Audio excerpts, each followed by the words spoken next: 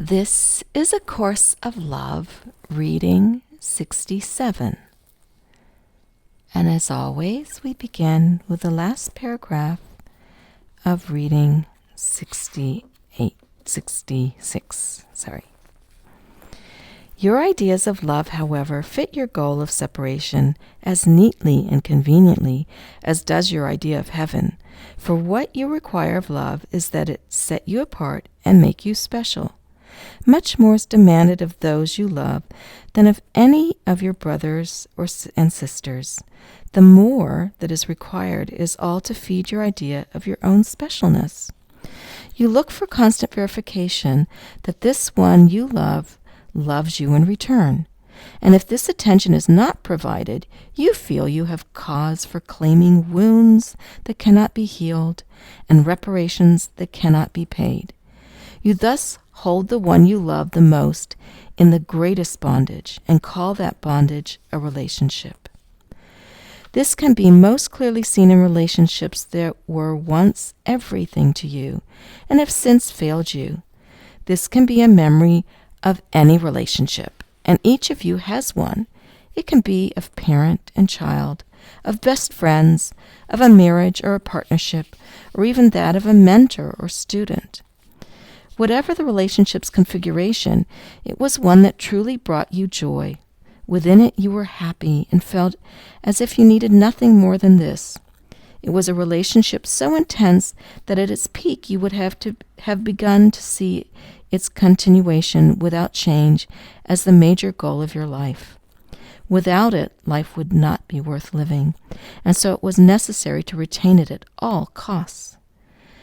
This is a classic example that reveals much to you about yourself and the world you have made, if you are but willing to look at it with eyes that truly see. It is the magnifying glass that will allow you to see your world in all its mad confusion. For what caused you such great joy seemed to come at the cost of pain, and to leave you more alone and comfortless than before. How could this be said of love? And how could it have failed you so? And how, if it were real, as it surely felt as if it was, could it prove anything but that love is no answer, and surely not for you? We must begin with what is obvious, a simple point that some of you have denied, and that some of you could not. What makes this relationship stand out in your mind and feel so painful in your memory of it, that it was quite real in a way that is different from your relationships before or since? No other relationship affected you in such a way. Never were you more sure of a relationship's value to you. Anything that could make you feel so joyous, so safe and warm and loved, could not help but hold a value quite beyond compare. In this you were correct. It was no illusion that caused you to feel this way. This was not the love that passes for love in this world, but something else entirely. For at least one brief moment, this was true love, for nothing but love can be the cause of joy, nor offer a haven of safety in an insane world. It is your response to the love that concerns us now, for the return of love is coming, and you do not want to make the same response again. Everything that you consider valuable you want to keep. This makes perfect sense to you because the foundation of your world is fear. Were the foundation of your world love, everything that you consider valuable, you could not wait to share. Perhaps you think the desire to keep things for yourself stems from something other than fear. You might call this desire pride or security, or even accept that it is vanity before you would call it fear. But fear is what it is. Only fear breeds the feelings of lack that stands with it, the cornerstone of the foundation of your separate world. You do not realize that you have created a universe for yourself, a universe that you are required to maintain, and that without your effort would dissolve. The universe is yourself, and you are everything in it. Do you not believe that you were to perish, something quite unique would be lost in the world? Do you not believe that were you to perish, something quite unique would be lost to the world. You are alone and irreplaceable, one of a kind. Within you lie all that would hope to contribute and create.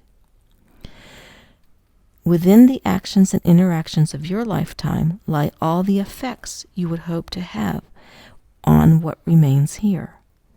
Without you, the people and the events that you would influence would behave quite differently and bring about different results than are somehow meant to occur. Although you know not your purpose, at least a part of you believes that this is true, for there must be some reason for your existence, although you cannot quite imagine what that reason may be. You must be meant to be here because you are, and you cannot fathom that you would exist at all if there were not a reason for you to do so. Is this not a deception of a universe? What is a universe but itself and everything in it? Nothing would seem to exist outside of it, and so it must be unique. Everything that would happen within the universe would depend upon it. You think that you are quite aware of your small space within the universe, and that it is foolishness to say that you think otherwise. Yet since only what you know is part of your universe, you do not see that it depends on you, and if it depends on you, that it is you. Only what you are aware of exists in the universe that is you. Only what happens to you affects your universe. Your universe is completely different than anyone else's and completely self-contained. The laws of your universe are for the maintenance of your body, because without it, you would not exist. And when you cease to exist, so does your universe. The lights will be turned out upon it, and it will be no more. This was reading 67.